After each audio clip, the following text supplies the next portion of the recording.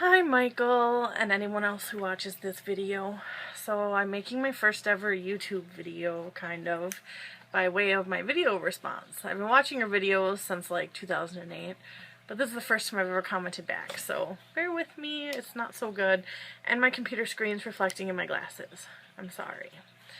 So, my first kiss was in kindergarten, if you're counting pecs.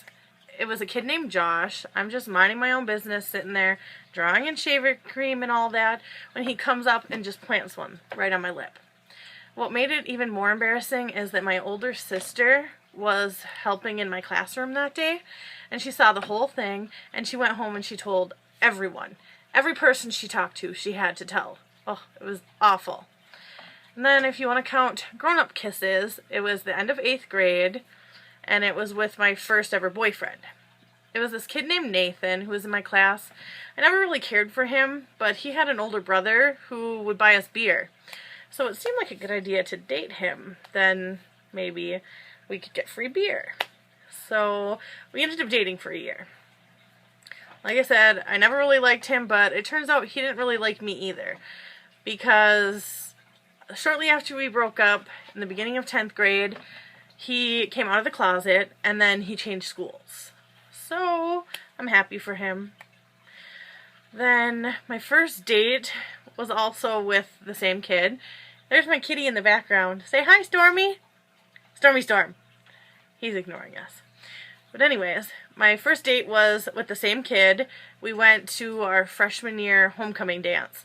It was a whole bunch of friends. We danced, and we drank soda, and we just had a good time. It was a good experience. I can't complain. My first ever word was mine. That's kind of a funny story. We were eating supper one time, and I was teething, and so my mouth was really sore, and we were eating corn on the cob. So my mom decided to give me a piece of corn on the cob that I could like gnaw on and alleviate some of the pain that I was having. And later that night, once it was cold and old and probably even dropped on the floor a few times, my older sister tried to take it from me, and I bit her with what little teeth that I did have at the time, and then I tried to run away from her to like flee in my walker.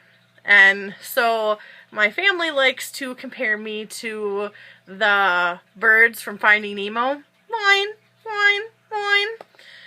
So, it is what it is.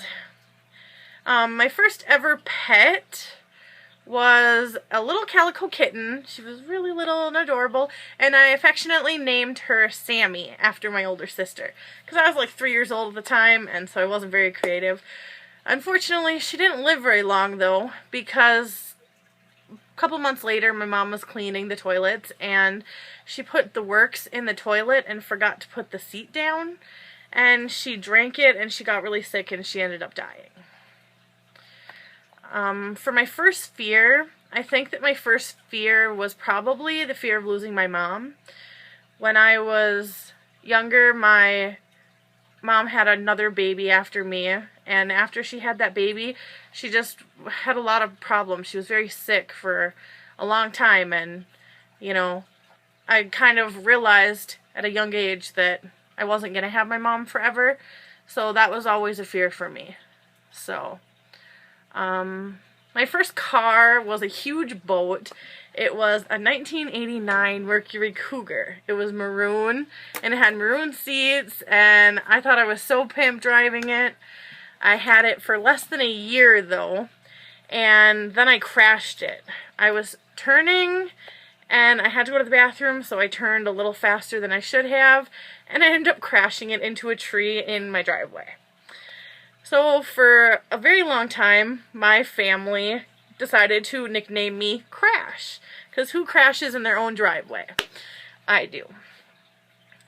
My first cell phone was a Motorola Razr, and I remember that I would turn it off and on all the time, because when you turned it on, the Motorola Razr would say, "Hello, Moto," and I just loved that. I thought it was the coolest thing. I know, sounds dumb, but that's what I loved.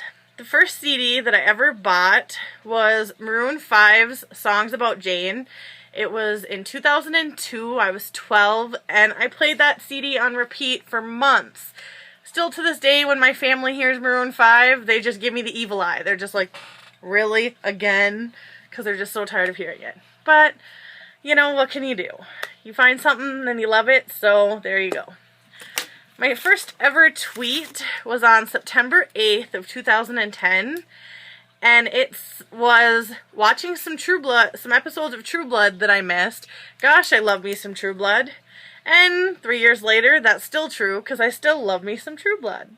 So, and my first ever Facebook status was on the 22nd of September 2007, and it said, "I'm spending the weekend at my mom's, and you can reach me there." So, that's my story. Those are my first. Bye, Buck.